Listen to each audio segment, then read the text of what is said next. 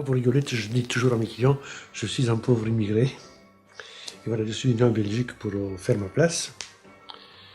Et puis finalement, petit à petit, bon, ben, je l'ai fait. Mais je l'ai fait pourquoi? Mais parce que je ne travaille pas. En fait, mon travail, c'est une passion.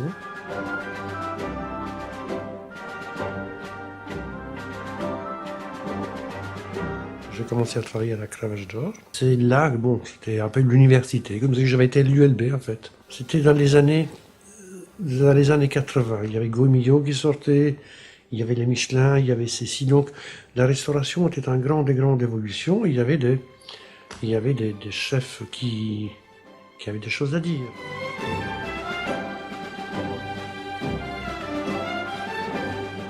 Et un de ces chefs qui avait des choses à dire était Abel Bernard, qui était un grand cuisinier français qui s'était installé en Belgique. Et j'ai commencé à travailler là-bas.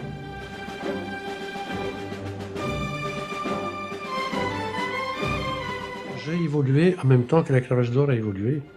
Et c'est là que j'ai appris l'anglais à fond, que j'ai appris les flamands, que je me suis spécialisé en vin, que j'ai fait des concours mondiaux, des choses comme ça. Et...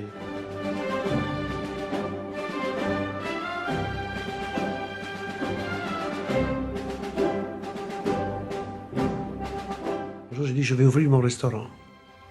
Et mon restaurant que je voulais ouvrir quand j'étais plus jeune, je voulais l'appeler Il Principe di Savoia.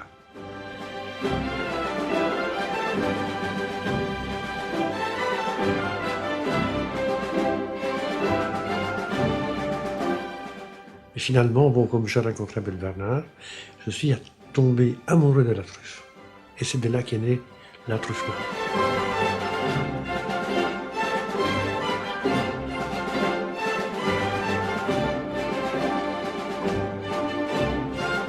Cette truffe, elle est arrivée, c'est quelque chose de précieux qu'on n'avait pas beaucoup. Quand on faisait un plat, on mettait 1 gramme, 2 grammes.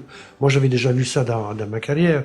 Il y avait des petites boîtes comme ça, où il y avait une truffe seulement. Quand on fait des Antonio Rossini, il fallait prendre la clé, il fallait la chercher, il fallait la sortir.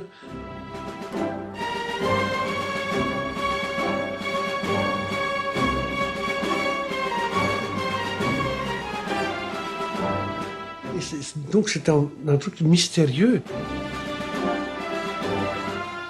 Mais les succès, c'est pas soi-même qu'on les fait. Les succès, c'est les gens qui vous les donnent. Pour que je sois satisfait à la fin de la soirée, c'est pas la recette que je fais qui m'intéresse. C'est vraiment les sourires des gens. Les gens, quand ils viennent ici, je veux qu'ils sortent avec l'enthousiasme que je leur donne également. C'est ça qui est le plus beau. Il y a les médecins qui soignent la maladie. Moi, je soigne le corps, l'âme et l'esprit. Voilà.